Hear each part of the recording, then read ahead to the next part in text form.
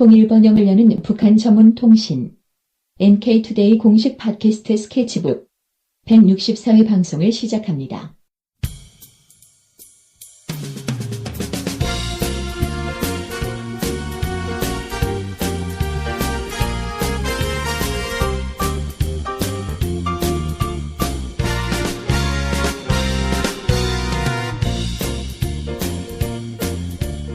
안녕하세요. 김혜민 기자입니다.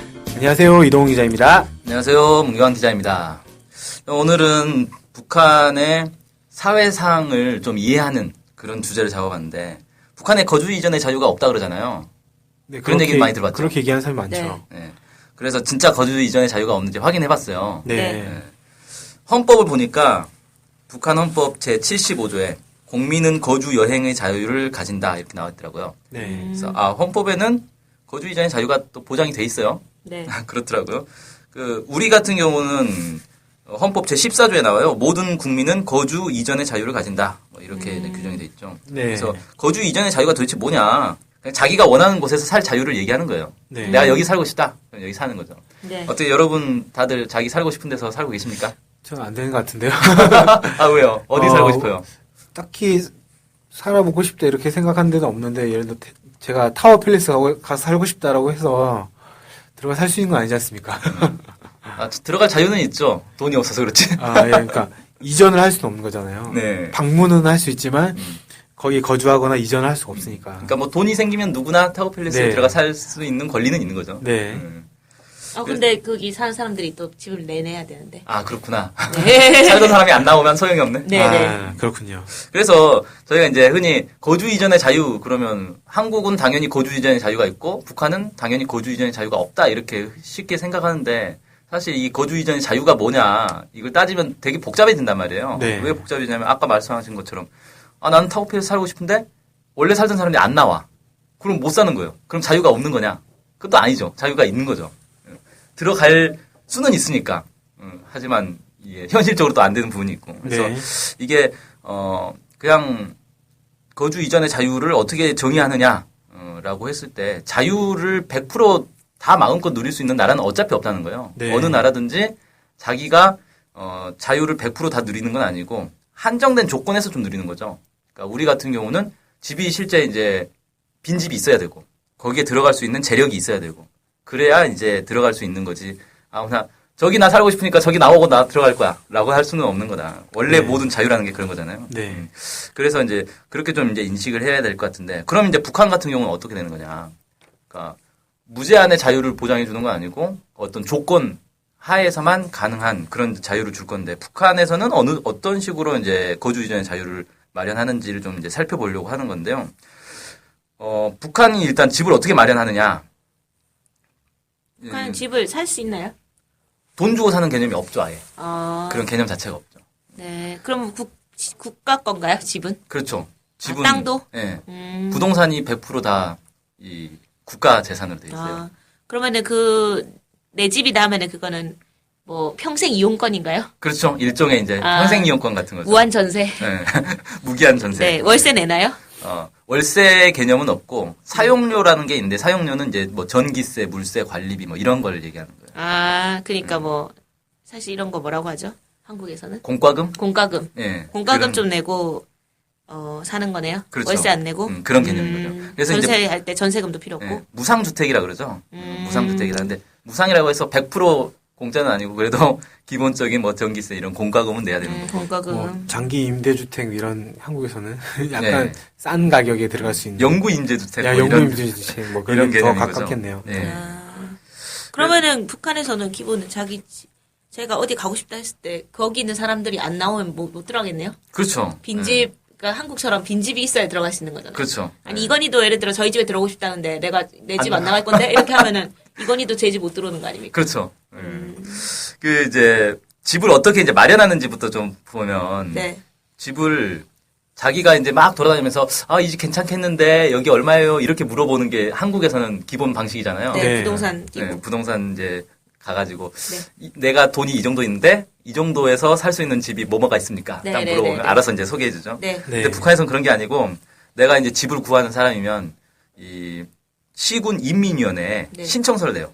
네. 나 집 필요합니다라고 신청서를 내요. 나 네. 뭐 가족이 몇 명이고 뭐 어디 직장 다니고 있고 이런 걸 딱 내주면 이민위원회에 주택 배정과라고 있대요. 네. 이 주택 배정과에서 일정한 기준에 따라서 집을 배정을 해주는 거예요. 네. 그러니까 이 기준이란 건 뭐냐면 자네는 어느 직장 다니고 있으니까 그 직장 다니는 사람은 뭐 방 몇 개짜리 집 이런 식으로 규정이 돼 있어요. 아. 고급 공무원은 방 몇 개짜리 집, 뭐 농민은 방 몇 개짜리 집 이런 식으로 기준이 다 나눠져 있습니다.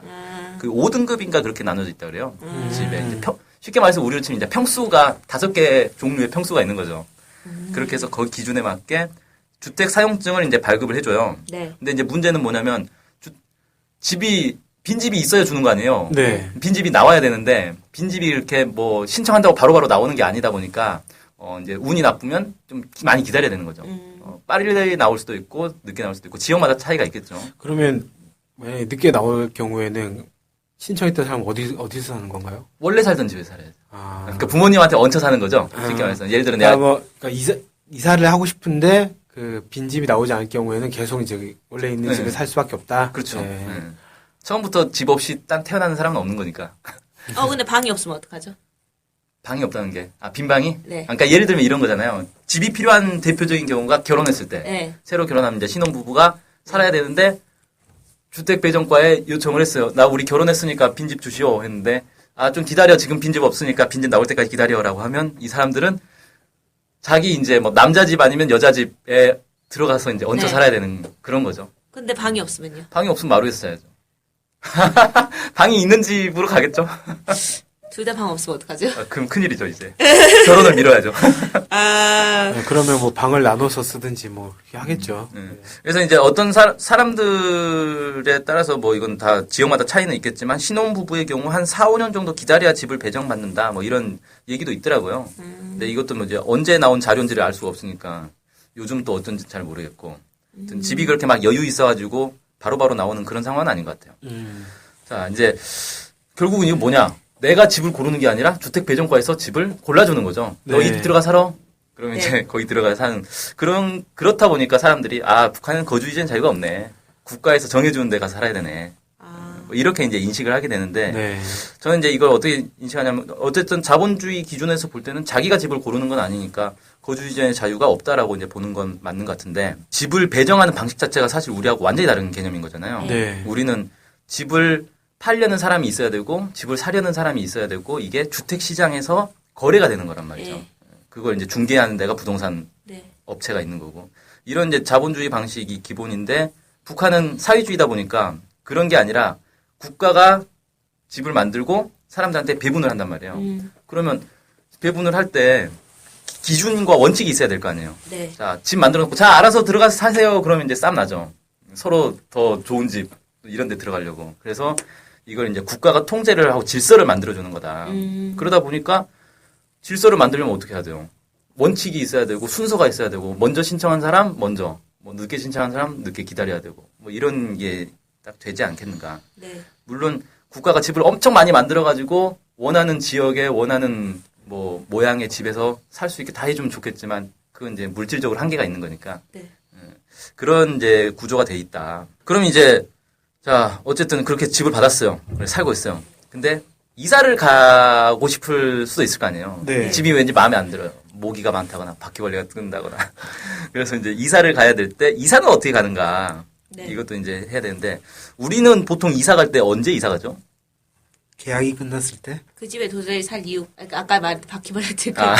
도저히 사람 사는 집이 아니다. 예. 예. 아니면 뭐 직장을 멀리 옮겼을 때라든지. 그렇죠. 예, 직장. 그래서 제가 이제 꼽아보면 제일 많은 이유는 계약 기간이 끝났을 때, 전세나 월세 계약 기간이 끝났을 때, 그 다음에 직장이나 학교 같은 걸 옮길 때, 네. 그 다음에 집이 좀 안 좋아서 더 좋은 집을 가고 싶을 때, 네.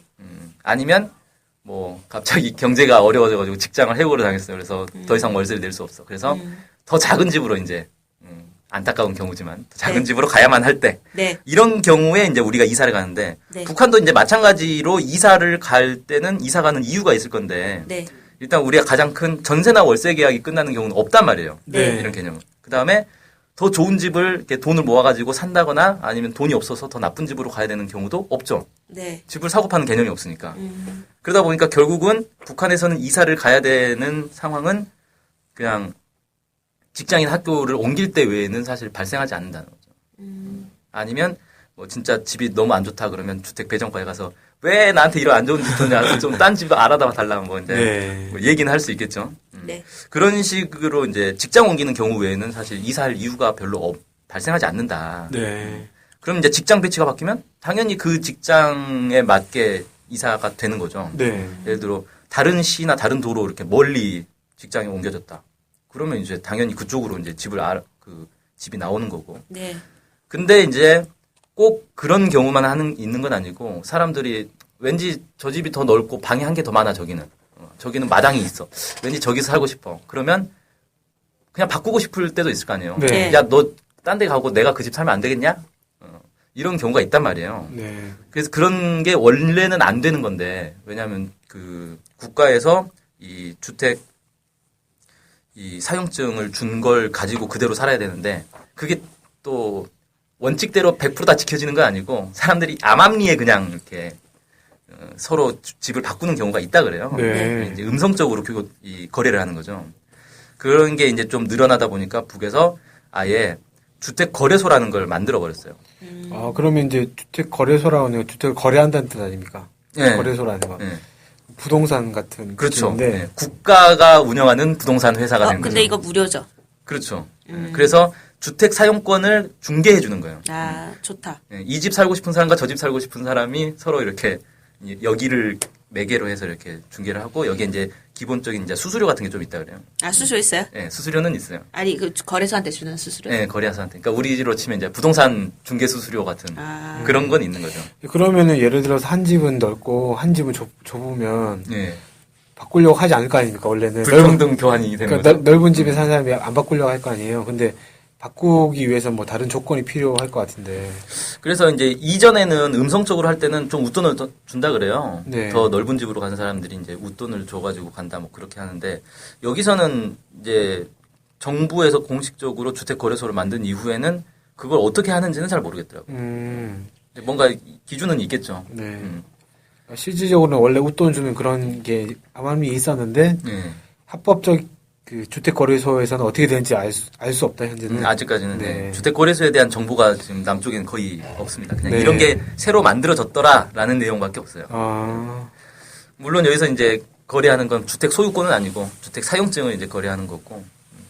그래서 이사를 그래서 실제로 그렇게 많이 다니는가 확인을 해보니까 이제 탈북자들마다 약간씩 얘기는 다른데 이사를 되게 자주 다녔다는 사람들도 있더라고요. 네. 그러니까 이사 다니는 것 자체가 그렇게 막 통제가 돼 있거나 그런 건 아닌 것 같아요. 자기 뭐 이사 가고 싶을 때 그냥 이사를 자주 가고 같은 군내에서는 거의 제한이 없다. 이사를 가고자 할 때 그렇게 이제 얘기하더라고요.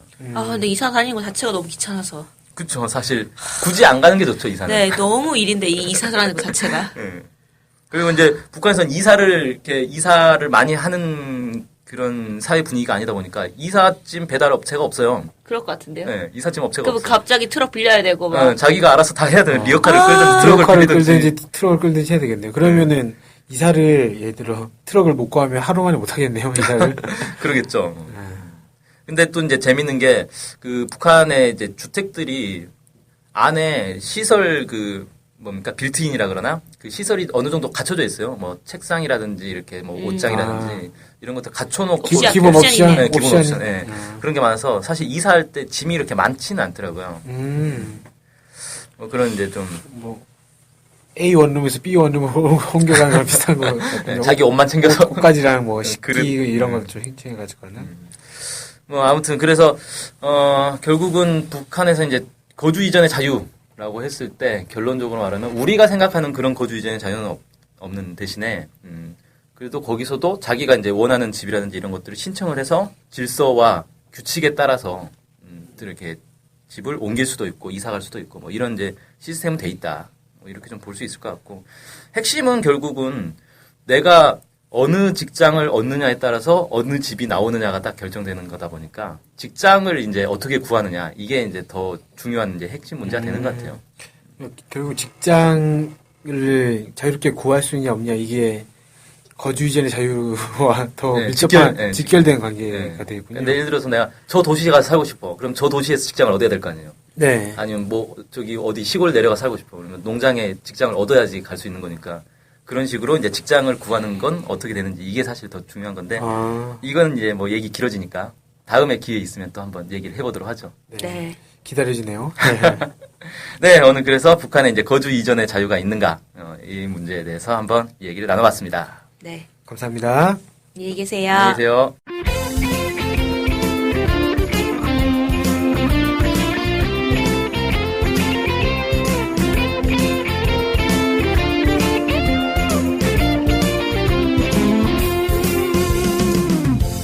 저희 NK투데이 홈페이지랑 우리 방송 스케치북이랑 외국에서도 많이 보고 듣고 하더라고요. 놀랐어요. 네, 해외 동포들께서도 통일에 관심이 많으시거든요. 네. 그래서 혹시나 해외 동포분들이 우리 NK투데이를 후원하고 싶을 것 같은데 뭐 혼자만의 생각인가요? 네, 방법이 없을까요? 그래서 준비했습니다. 요즘은 페이팔로 손쉽게 외국에 돈을 보낼 수 있습니다. 아, 페이팔 그런 게 있습니까? 어떻게 하면 되는 거죠? 네, NK투데이 홈페이지에 오시면 배너가 있습니다. 아니면 페이팔 홈페이지에서 저희 이메일 주소 nktoday21@gmail.com으로 보내시면 됩니다. 와, 이렇게 간단하고 좋은 방법이 있군요. 아무튼 해외 동포 여러분들의 많은 후원 부탁드립니다.